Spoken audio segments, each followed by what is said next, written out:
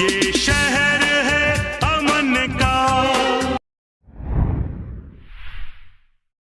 नमस्कार, अमन प्रकाश न्यूज में आप सबका स्वागत है।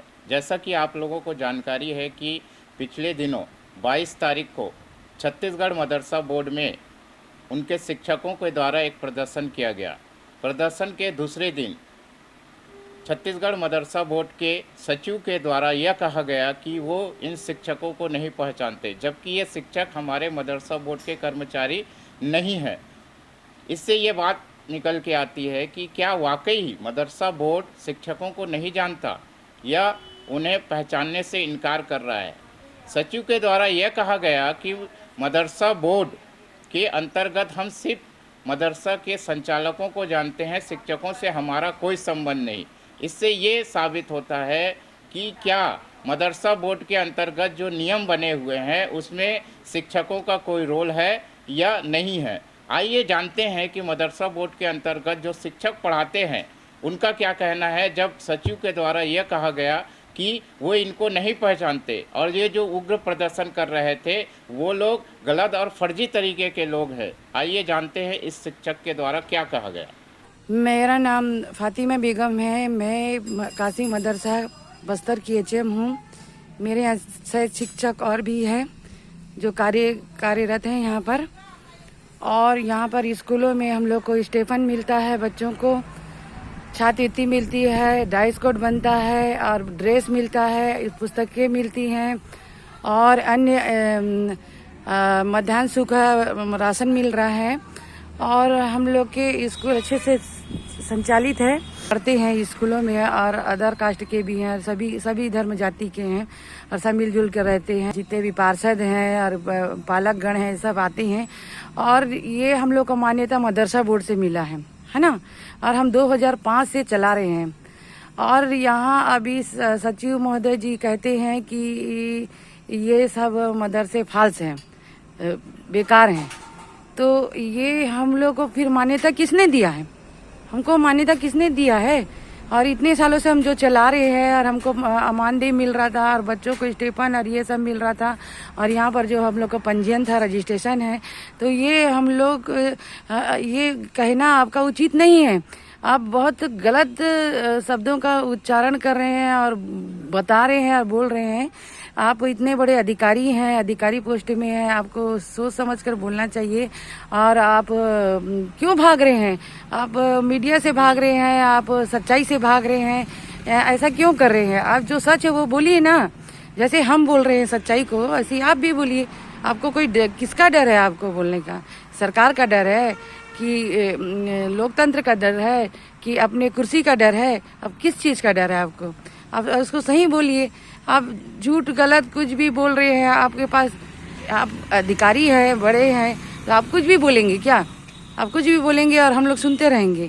तो हम लोग के ऊपर क्या बीत रहा है, हम लोग के ऊपर कैसा महसूस हो रहा? आप ऐसा बोले तो हमको कैसे महसूस हो रहा है कि हम झूठे हैं और हम जो इतनी मेहनत करे हैं और उसका मानदेय नहीं मिला 4 सालों से और हम उसके लिए आवाज़ उठा रहे हैं, तो हम झूठे हो गए हैं? हम लोग कुछ नहीं हैं? कितनी बड़ी तहमत लगा रहे हैं आप हम लोग के ऊपर। आप ये सोचिए ना कि इतना बड़ा ब्लेम लगा रहे हैं आप हमारे ऊपर। अगर हम आपके ऊपर ऐसे ही ब्लेम लगाएंगे तो आपको कैसा लगेगा? कि और ये कि आप खुद इतने बड़े जिम्मेदार अधिकारी होते हुए भी आप हम लोग के ऊपर ब्लेम लगा रहे हैं, ये गलत बात है। मैं इतना ही कहना चाहती हूँ सचिव महोदय जी से, माननीय मुख्यमंत्री जी से, माननीय शिक्षा मंत्री जी से, माननीय और भी विधायक जी से कहना चाहती हूँ कि आप हमारा मानदेय दिलाइए और आप आके देखिए हमारे स्कूलों में कि क्या हो रहा है, क्या नहीं हो रहा है और कितने टीचर हैं, क्या हैं, आप सब पता लगाइए। जैसा कि अभी आपने इस वीडियो के माध्यम से देखा कि इस शिक्षक के द्वारा जो कहा जा रहा है कि मैं पिछले 2005 से मदरसा शिक्षक के रूप में एक शिक्षण संस्थान को संचालित कर रही हूँ। यहाँ पे बच्चे भी पढ़ रहे हैं, हर वर्ग के बच्चे पढ़ रहे हैं, हर जाति धर्म के बच्चे यहाँ पे पढ़ रहे हैं। इनको मध्याह्न भोजन भी दिया जा रहा है, स्कूल ड्रेस दिया जा रहा है और समय समय पर इनको इनका मानदेय भी दिया जा रहा है। जब इस शिक्षक को पिछली बार मानदेय दिया गया तो क्या मदरसा बोर्ड इस शिक्षक को आखिर क्यों पहचानने से इनकार किया जा रहा है? आखिर इस शिक्षकों में के द्वारा ऐसा क्या किया गया है जिसे मदरसा बोर्ड इन्हें पहचानने से इनकार कर रहा है और सीधा सीधा ये कहा जा रहा है कि वो सिर्फ एक संचालक को जानते हैं? तो आखिर संचालक इसमें मुख्य भूमिका अदा करते हैं कि शिक्षक, क्योंकि शिक्षण संस्थान होने के कारण शिक्षा देने वाले शिक्षकों का अगर महत्व नहीं रहेगा तो वो शिक्षण संस्थान में हम अच्छी और उच्च गुणवत्ता की शिक्षा की कामना कैसे कर सकते हैं। ये एक और शिक्षक को सुनते हैं और इनके माध्यम से जानते हैं कि शिक्षा बोर्ड के अंतर्गत सचिव के द्वारा किस तरीके से इनके साथ में दुर्व्यवहार किया जा रहा है और इनके मानदेय को जानबूझकर रोका जा रहा है, जबकि मदरसा बोर्ड को जो शिक्षकों के लिए मानदेय आता है उसका 60% की राशि केंद्र में शासित सरकार के माध्यम से और 40% की राजधानी राज्य में संचालित सरकार के माध्यम से दिया जाता है।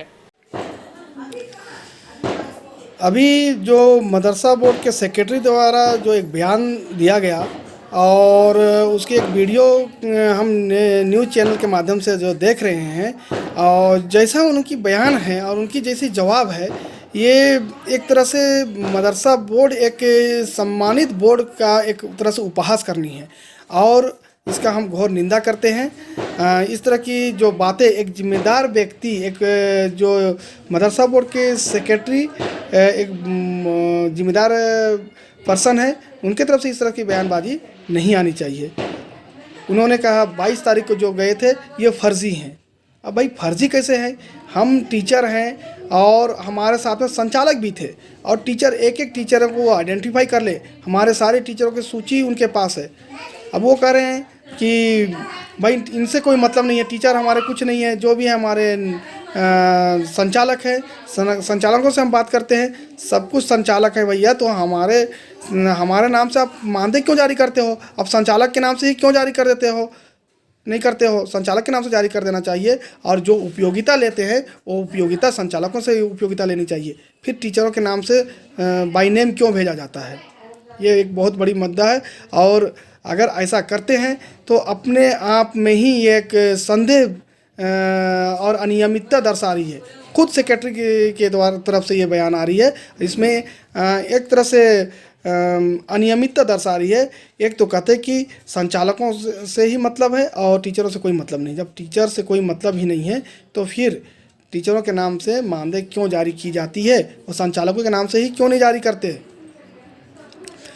अब वो बोल रहे हैं कि हम लोगों को कुछ नहीं दिया गया, कोई लेटर नहीं दिया गया। हम लेटर दे के आए हैं, हमारे पास उसकी रिसीव लेटर है उनके कार्यालय का और उसमें 5 बिंदु में जानकारी पूछा गया है। अब देखना होगा कि 5 बिंदु की जानकारी वो दे रहे हैं या नहीं दे रहे हैं। अगर नहीं देंगे 10 दिन का अल्टीमेटम दिया गया है। 10 दिन के बाद में उनके कर्मचारियों के द्वारा ये कहा गया है कि 10 दिन के अंदर में हम जानकारी पूरे लिखित के साथ में और अन्य डॉक्यूमेंट्स के साथ में आपको देंगे। अब देखते हैं देंगे कि नहीं देंगे, और नहीं देंगे तो फिर हम लोगों ने कहा है धरना प्रदर्शन होगा। इससे बड़ा प्रदर्शन होगा, एक महाप्रदर्शन होगा। और सिर्फ मदरसा बोर्ड की बात नहीं है, मदरसा बोर्ड में भी हम घेरेंगे, शासन को भी घेरेंगे, शिक्षा मंत्री के यहाँ भी हम अपनी घेराव करेंगे और नहीं होगा तो हम मुख्यमंत्री को भी घेराव करेंगे।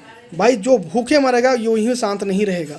4 साल से मानदेय नहीं मिलना अपने आप में एक वर्ल्ड रिकॉर्ड है भाई, विश्व रिकॉर्ड है। विश्व के कौन ऐसे देश है, कौन ऐसे स्टेट है जहाँ के कर्मचारियों को इतना लंबा मानदेय रोका गया है? ऐसा नहीं है, लेकिन सिर्फ मदरसा शिक्षकों के साथ में ही ऐसा दुर्व्यवहार किया जा रहा है। अब मदरसा बोर्ड के सेक्रेटरी और उसके कर्मचारियों का 1 महीना का मानदेय रोक के दिखा दे, 1 महीना का मानदेय रुक जाए, तब उनको समझ में आ जाएगी कि मामला क्या है, किस तरह से भूखे लोग मर रहे हैं। एक तरह से शर्म आनी चाहिए सेक्रेटरी को इस तरह की बोलने से। मदरसा बोर्ड की सेक्रेटरी की इस तरह से हरकत और इस तरह की बयानबाजी जो एक निंदनीय है, और हमेशा ये इस तरह की जो बयान आना ये अपने आप में अपनी अकुशलता को दर्शा रही है। और मैं आपके चैनल के माध्यम से माननीय मुख्यमंत्री जी से निवेदन करना चाहूँगा, आग्रह करना चाहूँगा कि मदरसा शिक्षकों की दुख दर्द को समझे और राज्य शासन से व्यवस्था करें मानदेय जो भी 6,000 और 12,000 मानदेय जो भुगतान किया जाता है, मासिक नियमित मानदेय भुगतान करने की व्यवस्था करें और जब भी केंद्र से आता है उसको समायोजित कर ले। हम केंद्र की बात नहीं करते, हम केंद्र को नहीं जानते, हम राज्य शासन को जानते हैं और हम केंद्र की बात नहीं करेंगे।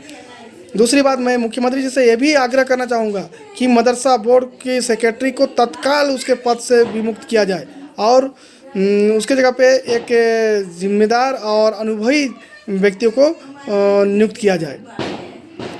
और नहीं फिर मदरसा बोर्ड कुछ भी काम नहीं करिए, नहीं तो फिर मदरसा बोर्ड को डिसमिस कर दिया जाए। भाई मदरसा बोर्ड किस काम का, ये ना हमको मान्यता दे रहे हैं, ना हमारा पंजीयन कर रहे हैं समय पर, ना हमें समय पर पुस्तक उपलब्ध कराते हैं, कोई भी जानकारी और कोई भी ऐसी सामग्री हमें कभी भी उपलब्ध समय पर नहीं कराते हैं। मदरसा बोर्ड जब ऐसा कर दिए तो फिर मदरसा बोर्ड किस काम का। ऐसे मदरसा बोर्ड को आप डिसमिस कीजिए और मदरसों को शिक्षा विभाग से मर्ज कर दीजिए। तो मुख्यमंत्री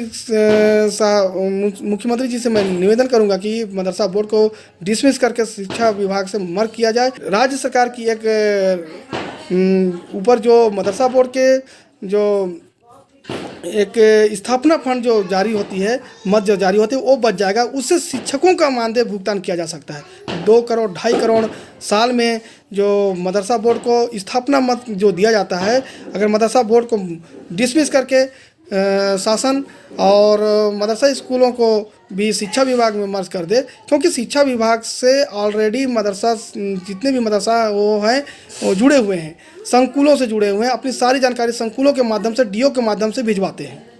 अब बताइए, जब सारा काम हमारा डीओ के कार्यालय, डीओ से, बीओ से और संकुल परिवारों से हो रही है, तो फिर ऐसी कौन से काम है भाई जो बोर्ड के द्वारा हो रहा है। बोर्ड को डिसमिस किया जाए और बोर्ड के ऊपर जो खर्च कर रही है सरकार, जो व्यय करती है साल में, उसी खर्च से मदरसा शिक्षकों का मानदेय जारी किया जाए। भाई ये तो वही बात हुई, उल्टा चोर कोतवाल को डांटे। अब आप देख रहे हैं कि किस तरीके से सचिव महोदय जिस तरीके से मदरसा शिक्षकों को आज जब वो लिस्ट जारी करते हैं मानदेय का, तब वो शिक्षकों के नाम से लिस्ट जारी करते हैं, तो उन्हें तो संचालकों के नाम से लिस्ट जारी करना चाहिए। और बात यह यहाँ तक आती है कि जिस तरीके से इस शिक्षक के माध्यम से आपने सुना होगा कि जब उपयोगिता प्रमाण पत्र लेने की बात आती है तब वो शिक्षकों की बात करते हैं। तो माननीय सचिव साहब, आप ये सोचिए कि अगर आपको शिक्षकों से ही काम है तो आप उनसे पहचानने की इनकार क्यों कर रहे हैं। अगर आपका काम संचालक से हो जाता है तो आप संचालकों से डायरेक्ट संबंध रखिए। शिक्षकों को इस तरीके से, जिस तरीके से मदरसा बोर्ड के द्वारा उन्हें तिरस्कृत किया जा रहा है और उनके मानदेय को रोका जा रहा है, तो हम जानना चाहते हैं कि किस तरीके से केंद्र और राज्य के शासन के धन का दुरुपयोग हो रहा है। हम आने वाली कड़ी में जिम्मेदार लोगों से बातचीत करके, जिसमें प्रमुख रूप से हम आपके सामने केंद्र से एक सांसद माननीय सुनील सोनी जी के माध्यम से जानना चाहेंगे कि केंद्र के द्वारा क्या मानदेय रिलीज किया जा रहा है या नहीं किया जा रहा है। तो बने रहिए हमारे साथ अमन प्रकाश न्यूज़ से।